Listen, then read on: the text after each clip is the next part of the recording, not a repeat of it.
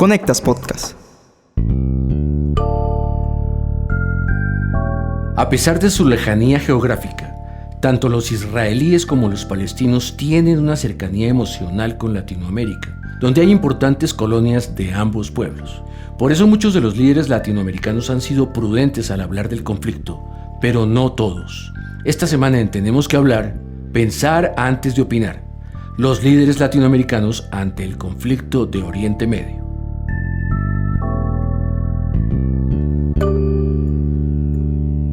Hola, soy Mauricio Sáenz y les doy la bienvenida a un nuevo episodio de este podcast semanal en el que abordamos diversos temas de América Latina porque tenemos que hablar. Conectas Podcast presenta Tenemos que hablar. El análisis semanal para comprender la actualidad de América Latina, Realizado por la mesa editorial de Conectas, la plataforma periodística con miembros en 19 países de la región.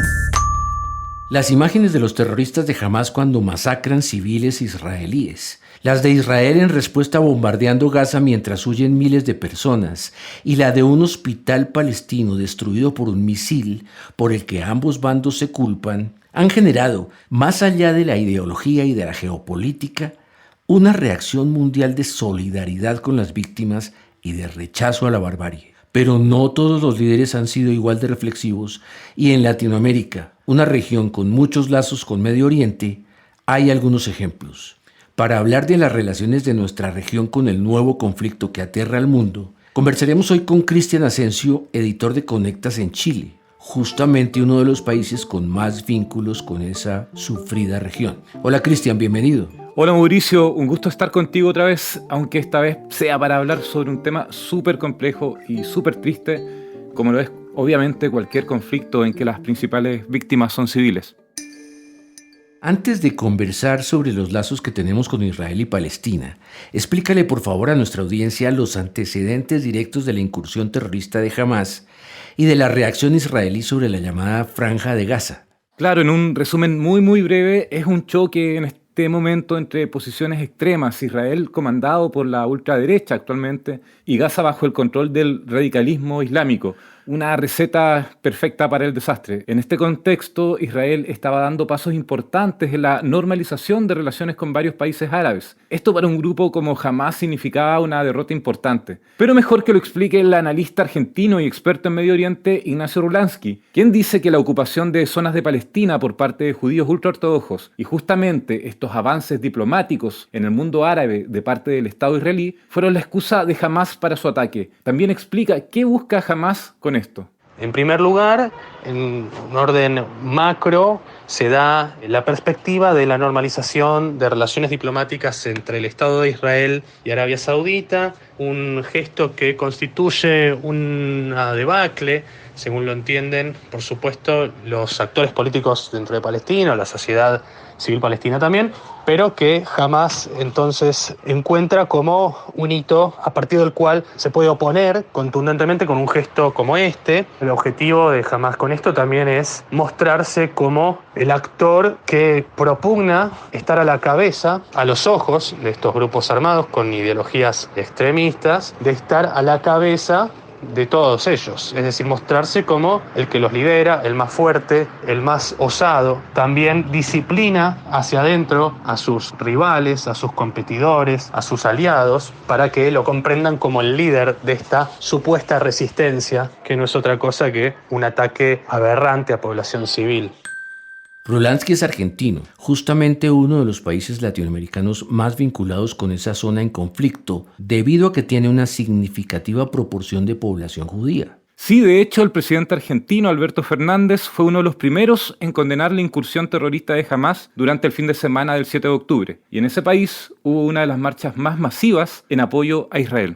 Te propongo, Cristian, que hablemos con Leonardo Oliva. Él es nuestro editor en Argentina, para que nos explique más sobre esto. Hola Leo, bienvenido. Hola Mauricio, hola Cristian. ¿Podrías explicarnos qué tanto influye la colonia judía en Argentina y cómo llegaron a ese país? Bueno, Argentina es el quinto país del mundo con mayor población judía fuera de Israel y por lo tanto el país de América Latina con mayor población judía. Los judíos llegaron a este país como parte de las masivas migraciones europeas que fueron poblando la Argentina desde fines del siglo XIX y principios del siglo XX sobre todo. Y la mayoría de estas comunidades judías llegó desde Europa del Este. Se asentaron en Buenos Aires, sobre todo la capital, y también en zonas rurales de la Pampa Húmeda, donde crearon colonias agrícolas que son antecedentes de los kibbutzim que desarrollaron después con la creación del Estado de Israel. Muchas gracias, Leonardo. Saludos, fue un placer.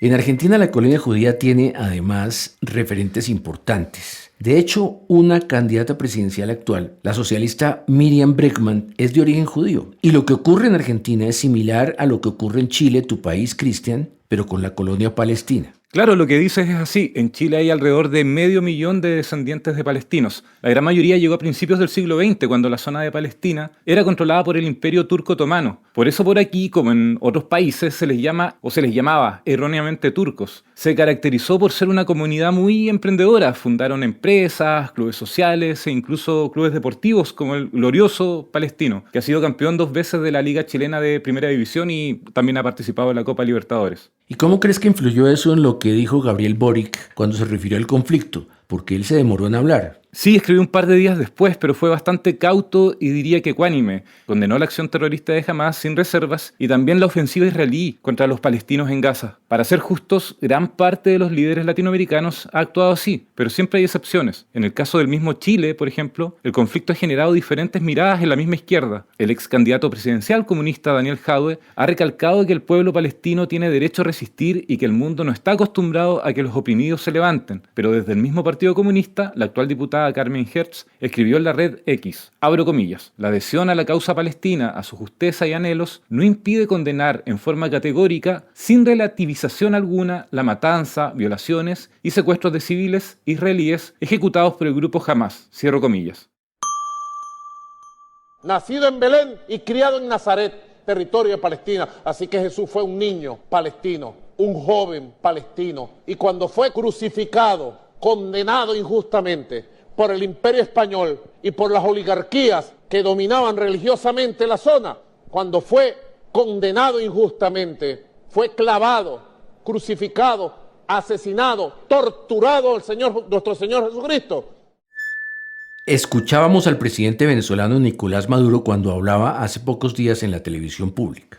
Es un ejemplo de que no todas las posturas de los líderes latinoamericanos ante este conflicto han sido muy reflexivas, ni muy informadas. Sí, algunos mandatarios han evitado condenar el terrorismo de Hamás y se han centrado más bien en apoyar la causa palestina. Y también ha pasado al revés, líderes que no se han pronunciado ante los bombardeos que están afectando a civiles y que está realizando Israel. En el primer grupo de los que han evitado condenar a Hamás están los presidentes de Nicaragua y Cuba, lo que era más o menos esperable, ¿no? Pero hay un caso que te toca más de cerca, Mauricio. Sí, se trata del presidente de Colombia, Gustavo Petro, que ha sido bastante polémico en sus declaraciones. Por ejemplo, sostuvo que Gaza era un calco del campo de exterminio nazi de Auschwitz. Todo esto llevó a un conflicto diplomático en que Israel terminó bloqueando su envío de exportaciones de seguridad a Colombia y un posible congelamiento de las relaciones entre ambos países. La analista internacional colombiana Sandra Borda, quien incluso sostuvo un intercambio de tweets con Petro, analiza las posiciones de algunos presidentes latinoamericanos. Yo creo que en América Latina uno se puede encontrar 2 tipos de posiciones frente al conflicto árabe-israelí por lo que hemos visto hasta ahora. Unas que son posiciones que están mucho más guiadas por simpatías o animadversiones de carácter político y otras que son más posiciones de principio. En estas últimas creo que la más clara como posición de principio es la del presidente Boric de Chile, que ha dejado absolutamente claro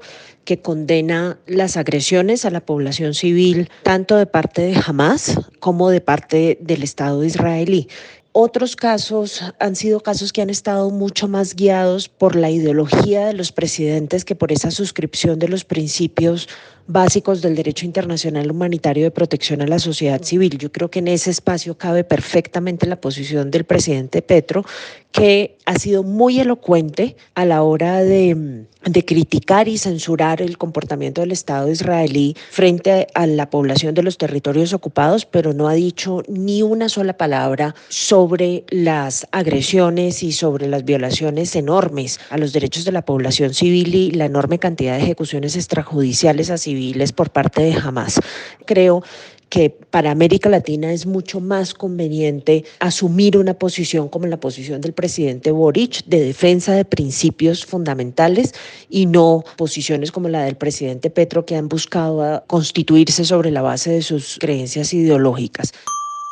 Como dice Sandra Borda, es importante recalcar que aquí hay miles de víctimas civiles. Entre ellos hay latinoamericanos asesinados en un festival de música y otros que aún están en manos de Hamás. Por el otro lado, como hemos visto en redes sociales, también hay latinoamericanos en Gaza en medio de los bombardeos del ejército israelí. Así es, de hecho, el bombardeo sobre un hospital de Gaza ya lleva a lo menos 600 fallecidos, un bombardeo en que Israel y Hamás se culpan mutuamente. El presidente Gabriel Boric dijo después de esto que los atentados inaceptables y brutales perpetrados por Hamás no justifican bajo ningún punto de vista la barbarie que el Estado de Israel está llevando adelante en Gaza. En Chile este tema también toca muy fuerte porque hay un niño chileno perdido en Gaza. Quiero citar también las palabras de un periodista chileno que escribió sobre este conflicto este fin de semana. La columna se llama El asesinato más exitoso de la historia, es de Daniel Matamala, y cuenta cómo esa zona estuvo cerca de la paz, la zona de Palestina e Israel. Pero el asesinato en los 90 del primer ministro israelí Isaac Rabin por parte de un judío ultranacionalista alejó la paz y le dio poder a los extremistas de ambos bandos. Cito la columna y abro comillas. Esto no es un partido de fútbol, no es un ellos contra nosotros. No hay ganadores, se trata de dos pueblos víctimas de élite criminales que mantienen su poder a costa de atizar el conflicto. Cierro comillas. En fin, tomar un bando sin reflexionar es caer en su juego. Habría que seguir el ejemplo del músico argentino Daniel Barenboim, nacionalizado tanto en Israel como en Palestina, quien fundó una orquesta sinfónica con músicos de ambos lados. Barenboim insistió en una columna en El País que se debe reconocer la barbarie cometida por Hamás, pero también empatizar con el dolor de los palestinos. Muchas gracias, Cristian, por esta conversación. Gracias, Mauricio, y un saludo a todos los que nos escucharon. Y a quienes nos siguieron, los esperamos en la próxima edición de este podcast semanal de Conectas, porque tenemos que hablar.